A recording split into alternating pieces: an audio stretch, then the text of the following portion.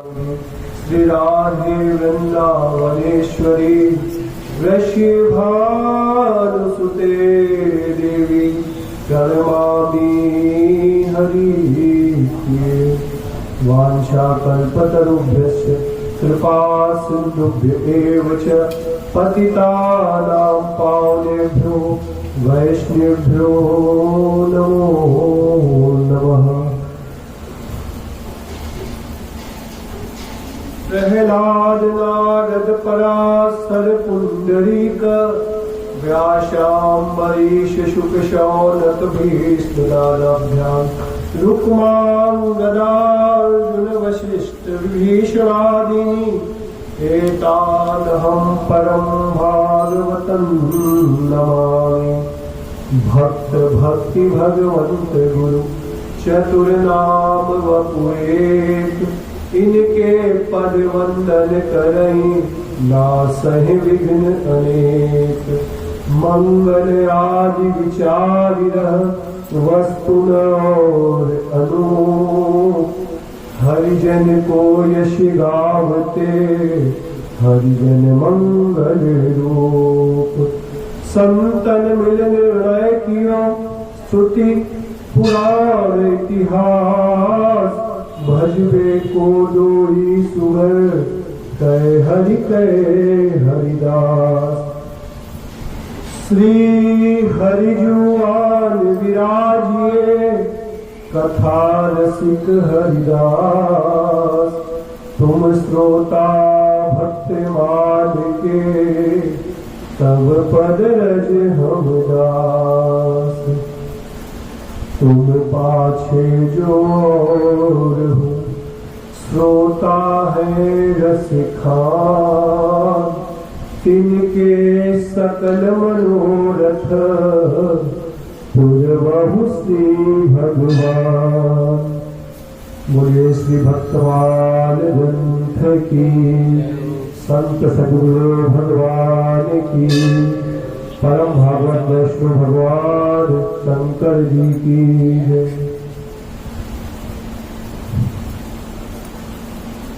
परम दयालु परम कृपालु अशरण शरण दीन बंधु दीनानाथ पतित पावन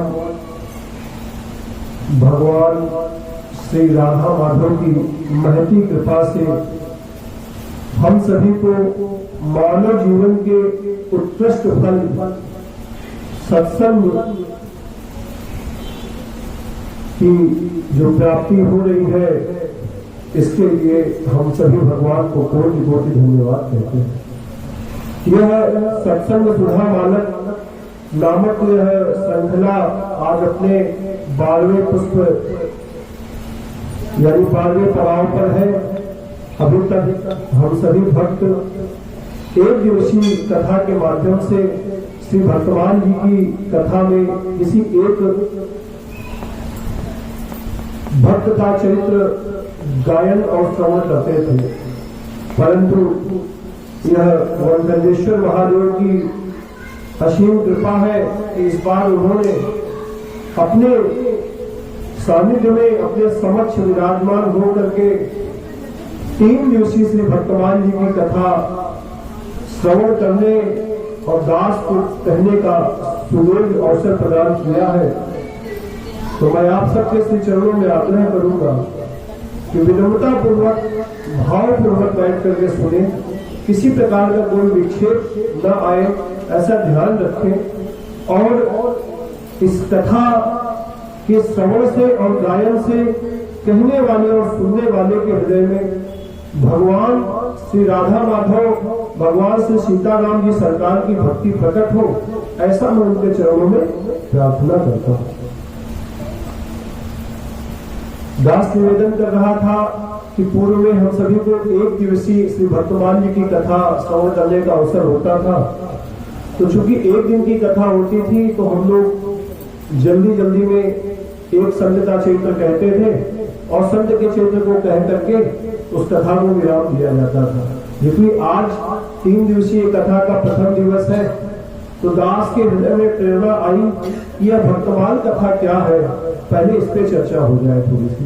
वर्तमान कथा की महिमा का थोड़ा सा श्रवण करेंगे, गायन करेंगे, तत्पश्चात हम सभी लोग आज की कथा में अवगाहन करेंगे।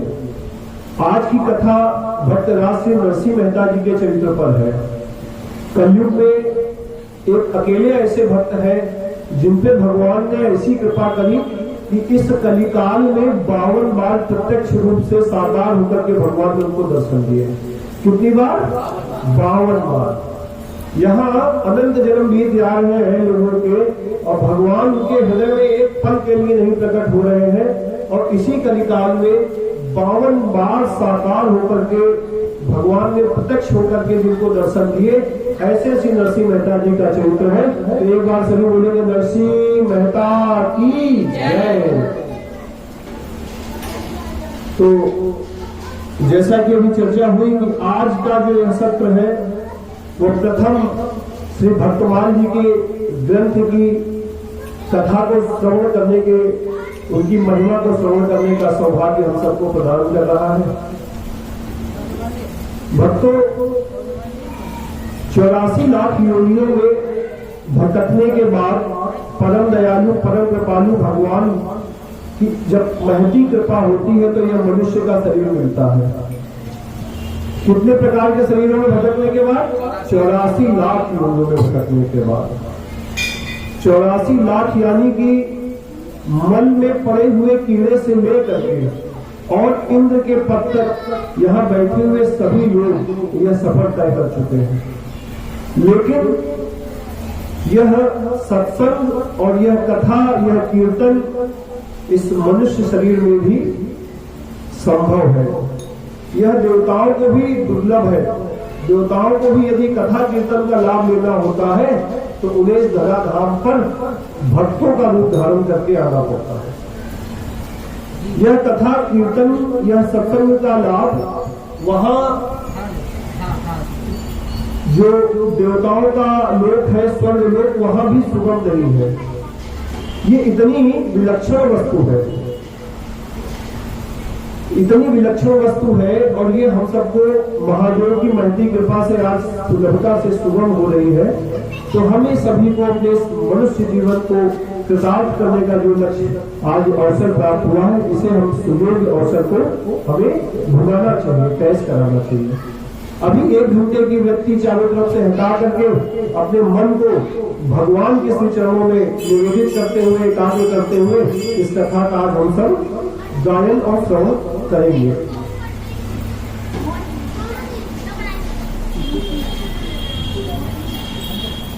आप सबने महाभारत की कथा कभी सुनी होगी।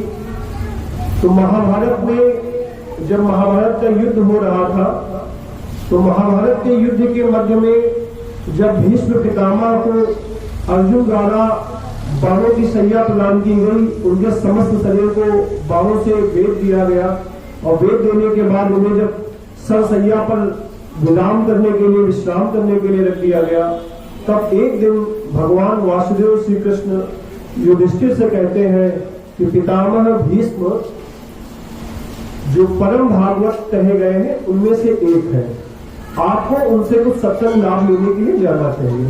अभी हम लोग एक श्लोक का वाचन कर रहे थे जिसमें कहा गया ना, प्रहलाद नारद पराशर पुंडरीक व्यास अम्बरीश शुक शौनक भीष्म दालाभ्याम। तो ये परम भागवत वैष्णव जो भगवान के अति श्रेष्ठ भक्त हैं उनके नाम है। उसमें भीष्म जी का भी नाम, भीष्म पितामह भीष्म का भी नाम आ रहा है। तो पितामह भीष्म के पास युधिष्ठिर जाते हैं और उनसे प्रश्न करते हैं कि हे पितामह भीष्म, तमाम प्रकार के प्रश्न पूछते हैं, लेकिन हमारी कथा से जो संयोग यानी मेल खाता हुआ जो प्रश्न है उस प्रश्न पे हम चर्चा करेंगे। तो युधिष्ठिर जी पितामह भीष्म से पूछते हैं कि हे पितामह भीष्म, समस्त सदाचार ऐसे किस व्रत को, ऐसे किस आचरण को, ऐसे किस नियम को लिया जाए कि जिससे मनुष्य में समस्त सदाचार का प्रादुर्भाव हो जाए। सदाचार क्या है? तो भक्ति, ज्ञान, वैराग्य, है ना, ये सभी जो है गुण, ये सदाचार कहलाते हैं। अगर किसी ने पूरे वेदों का चारों वेद पढ़ लिए, किसी ने सभी पुराण पढ़ लिए, किसी ने सभी शास्त्रों का अध्ययन कर लिया, लेकिन उसके जीवन में सदाचार नहीं है, तो उस व्यक्ति को भक्त क्या मनुष्य भी नहीं माना जा सकता। तो सदाचार नितांत आवश्यक वस्तु है। सदाचार जीवन में संयम होना, व्रत होना, सदाचार होना यह अत्यंत आवश्यक है।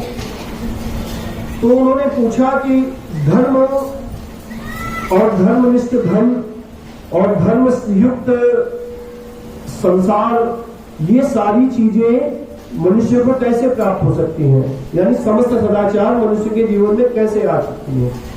तो पितामह भीष्म कहते हैं, यह श्री भागवत महाभारत के शांति पर्व का श्लोक है। तो वहां पे वो कहते हैं भीष्म पितामह जी, महात्मा नाम तु चरितम श्रोतव्यम नित्य मेव ही। क्या कहते हैं? महात्मा नाम तु चरितम श्रोतव्यम नित्यमेव ही। ये युधिष्ठिर, यदि आप अपने जीवन में समस्त प्रकार के सदाचार धारण करना चाहते हैं, आप चाहते हैं कि आपका जीवन धर्म युक्त हो, आपका जीवन श्री युक्त हो, तो आपको महात्मानम यानी महात्माओं यानी संतों के चरित्र का गायन और श्रवण करना चाहिए। श्री भागवत महापुराण में कथा श्रवण की महिमा जो कही जाती है भागवत महात्म्य, तो कहा जाता है यस्या श्रवण मात्रेण हरिष्य चित्तम समाश्रयेत। क्या कहा? यस्या श्रवण मात्रेण हरिश्चित्तम समाश्रयेत, यानी भागवत कथा श्रवण करने का फल क्या है? तो भागवत कथा श्रवण करने का फल ये है कि हरि आपके चित्त में समाहित हो जाते हैं, यानी आपके चित्त में उनका प्रादुर्भाव हो जाता है। तो वर्तमान कथा के श्रवण का क्या लाभ है?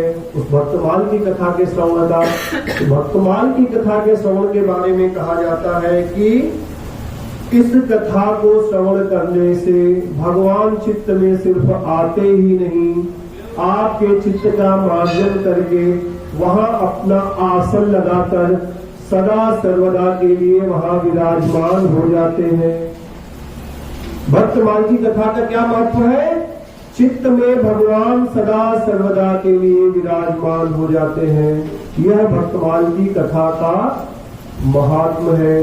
कथा श्रवण का फल है कि श्री राधा माधव जिनकी एक झलक पाने के लिए ऋषि महर्षि पूरा जीवन तप करते हैं, पूरा जीवन जप करते हैं, पूरा जीवन व्रत आदि नियम करते हैं, वे भगवान अपनी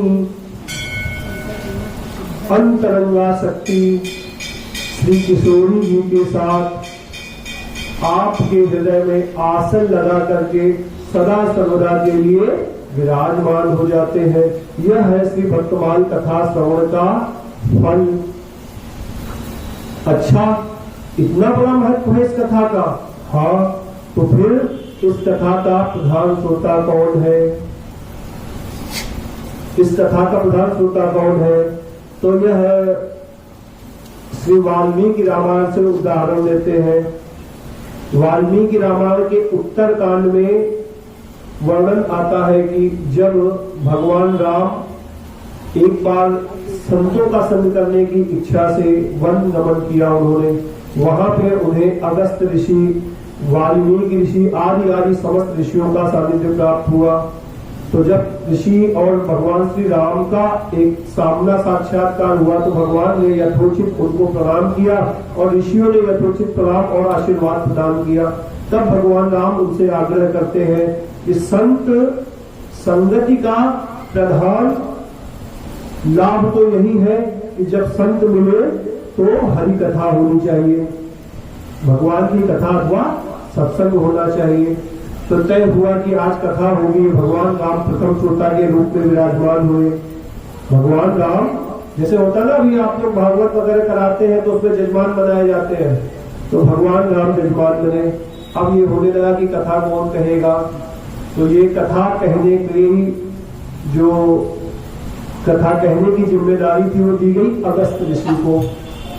अगस्त ऋषि जी ने कथा कहना प्रारंभ किया। एक दिन बीता, 2 दिन बीते, कई दिन बीत गए, कथा चलती रही। कथा श्रवण कर रहे भगवान राम पूरी निष्ठा के साथ। लेकिन कई दिन बीत जाने पे भी अगस्त ऋषि को ऐसा लगा कि भगवान राम को संतोष नहीं हो रहा है, इन्हें हृदय में आनंद की प्राप्ति नहीं हो रही है। उन्होंने पूरा रामचरित्र सुनाया अगस्त ऋषि ने, भगवान के बालकांड से लेकर के और लंका दहन से वापसी आकर के भगवान राम के राज्याभिषेक तक की सारी कथा कह दी। लेकिन जानबूझ करके उसमें हनुमान जी महाराज की कथा का उन्होंने जिक्र नहीं किया। तो हनुमान जी की जब कथा का जिक्र नहीं किया तो भगवान राम अपना आसन छोड़ते हुए खड़े हो गए और बोले, महात्मा, मैं तो यह सोच करके कथा सुनने बैठा था कि आप जब यह चरित्र कहेंगे, इसमें जब किष्किंधा कांड की कथा आप कहेंगे तो वहां हमारे प्राण प्यारे भक्त श्री हनुमान जी की आप कुछ कथा श्रवण हमें कराएंगे। लेकिन आप तो कई दिनों से कथा कहते जा रहे हैं, लेकिन हमारे प्राण प्यारे भक्त हनुमान जी का कुछ भी आपने चरित्र गायन नहीं किया। तो सभी ऋषि एक साथ एक स्वर में भगवान की जय जयकार कर बोले और बोले कि प्रथम श्रोता भक्तमाल कथा के तो आप ही हैं, भक्त का चरित्र सुनने के प्रथम रसिया भगवान ही है। अभी हम लोगों ने जब मंगलाचरण कर रहे थे तो उसमें एक दोहा पढ़ा था ना, श्री हरि जो आन विराजिए कथा रसिक हरिदास। सिर्फ श्री हरि जी ने कहा, उन्होंने सिर्फ हरि नहीं कहा, सिर्फ हरि नहीं कहा, श्री समेत हरि कहा। श्री हरिजु आन विराजिए कथा रसिक हरिदास। इस श्लोक से, इस दोहे से सिद्ध होता है कि कथा के प्रथम श्रोता भगवान ही है। इसको और विस्तार से अगर कहें तो इसके लिए 2 दृष्टांत आते हैं।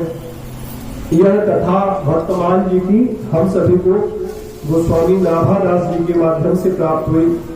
भक्तमाल जी की भी रचना, जिस समय तुलसीदास जी ने रामचरितमानस की रचना की 16वीं शताब्दी में, उसी समय भक्तमाल जी की भी रचना हुई और इस कथा को नाभादास जी ने कहा। नाभादास जी ने इस ग्रंथ का जो, जैसे श्री तुलसीदास जी ने रामचरितमानस की रचना की, ऐसे ही भक्तमाल ग्रंथ की रचना श्री नाभादास गोस्वामी जी ने की। तो नाभादास गोस्वामी के बारे में थोड़ी सी चर्चा कर लेंगे, तत्पश्चात हम सभी लोग आगे कथा श्रवण करेंगे। क्योंकि आज का सत्र भक्तमान जी की महिमा पर ही है, तो ज्यादा से ज्यादा हम प्रयास करेंगे कि आप सभी को भक्तमान जी की महिमा आप सभी के हृदय में स्थापित हो सके। तो भक्तमान जी के श्रोता हमने कहा कि प्रथम श्रोता भगवान ही है। तो नाभादास जी के एक मित्र थे गोवर्धन दास जी। यह लगभग आज से 600 वर्ष पहले की घटना है। वह अपने साथ साधुओं की पहले जमात चलती थी, आप लोगों ने सुना होगा, संतों की जमात चलती थी। 10, 20, 50 सैकड़ों साधु एक साथ तीर्थाटन पे निकलते थे और कहीं किसी क्षेत्र में विराजमान हो जाते थे, वहीं पे कथा कीर्तन होता था, फिर आगे बढ़ते थे। इस तरीके से जगह जगह चल के यह अपना भक्ति का प्रचार और भक्ति की स्थापना का कार्य किया करते थे। तो गोवर्धन नाथ जी वृंदावन से श्री द्वारिका की यात्रा कर रहे थे और द्वारिका की यात्रा के मध्य में वे जयपुर में गोविंद देव जी के मंदिर में दर्शन करने के लिए गए। गोविंद देव जी के मंदिर में जब दर्शन करने गए तो वहां के गोस्वामी जी ने उनसे आग्रह किया कि हे गोवर्धन नाथ जी, जब आप यहाँ आ ही गए हैं, यहाँ भक्तों का समागम हो ही गया है, तो कुछ ऐसी कृपा करें कि कुछ सत्संग, कुछ कथा कीर्तन यहाँ भी हो जाए। तो उन्होंने वहां पर श्री भक्तमाल जी की कथा कहना प्रारंभ किया और भक्तमाल जी की कथा कहते कहते वहां 1 माह का समय व्यतीत हो गया। कितना समय हो गया? 1 माह का।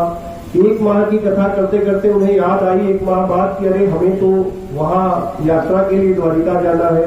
तो उन्होंने वहां प्रार्थना करी कि हम आगे की कथा आपको द्वारिका से वापसी के समय में सुनाएंगे, अभी हमें द्वारिका जाने की आज्ञा प्रदान करें। तो गोवर्धन नाथ जी अपने सभी संतों को लेकर के आगे की यात्रा में प्रस्थान कर गए। वहां से यात्रा करने के पश्चात जब वो लौटे तो लगभग करीब 4 से 5 महीने का समय व्यतीत हो गया था।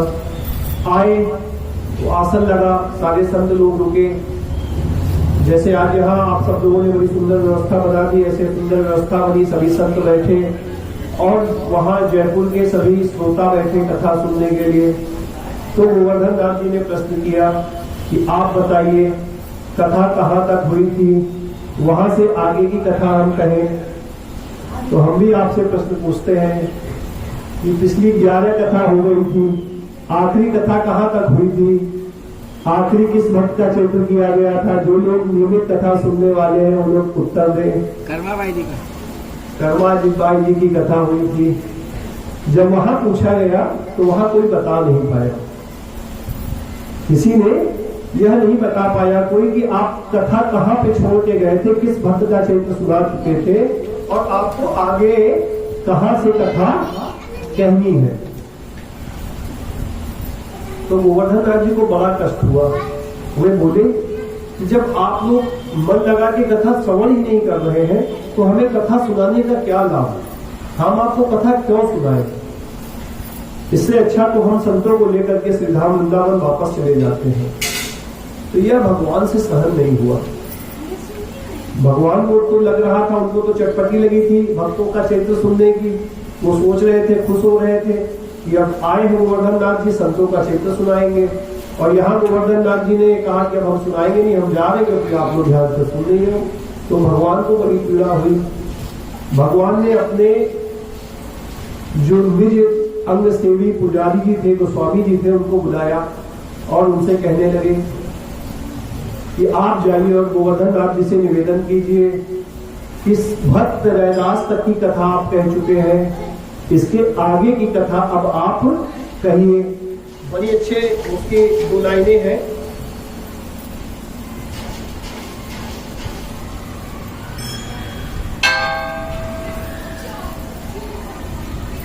वो कहते हैं, भगवान कहते हैं, श्री रैदास भगत की गाथा भई कहो अब आगे ना था।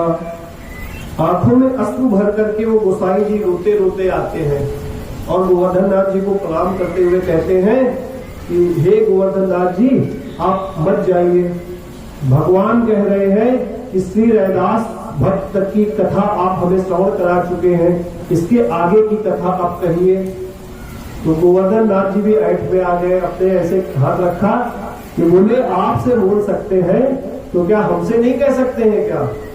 अगर उन्हें कथा सुननी है तो उन्हें सबको सुना करके, यानी पंचायती कहना होगा, जिससे सभी लोग श्रवण कर सके उनकी आवाज को।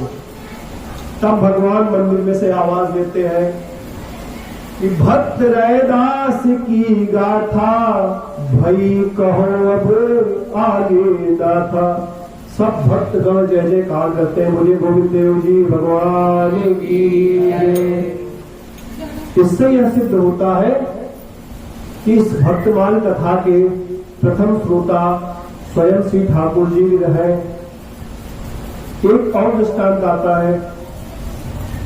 दूसरे दृष्टांत में श्री नाभादास जी का ही दृष्टांत है। वह जब गिरिराज जी की आप परिक्रमा करते हैं तो उसमें एक स्थान आता है जहां पर आप लोगों ने पूछड़ी का लौटा परिक्रमा की है, दर्शन किया है। उससे आगे जो है तोड़ को घना है, तोड़ का जंगल है, वहां पर यह कथा हो रही थी वर्तमान जी की। और नाभादास जी गोस्वामी जी इस कथा कह रहे थे। तो पहले ठाकुरों का बड़ा सुंदर श्रृंगार होता था। आज हम लोग जैसी आर्टिफिशियल ज्वेलरी पहना देते हैं, ऐसी ज्वेलरी भगवान नहीं पहनते थे। सोने के हीरे आभूषणों के जड़ित गहने भगवान को पहनाए जाते थे। तो बड़ा सुंदर भगवान का दरबार सजा था, बड़ा सुंदर उनको श्रृंगार किया गया था। और जब ये भक्तों की जमात आई तो उसके साथ साथ में कुछ चोर और लुटेरे भी साधुओं का वेश बना करके वहां आ गए और उस कथा कीर्तन में बैठ गए। दिन भर तो कथा हुई और रात को जब जो है सभी लोग सो गए तो उन चोरों ने क्या किया, गहने समेत ठाकुर जी को उठाया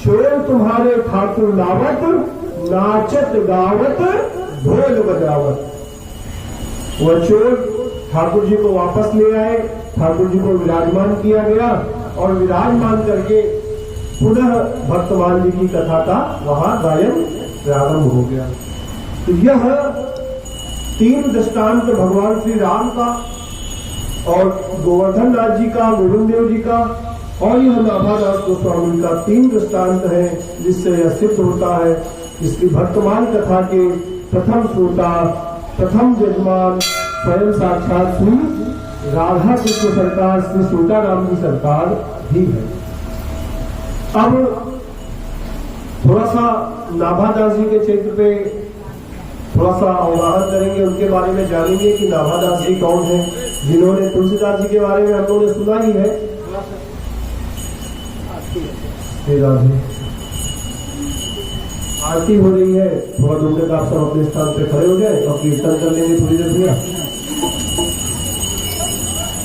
राधे कृष्ण कृष्ण कृष्ण राधे राधे, राधे श्याम श्याम श्याम राधे।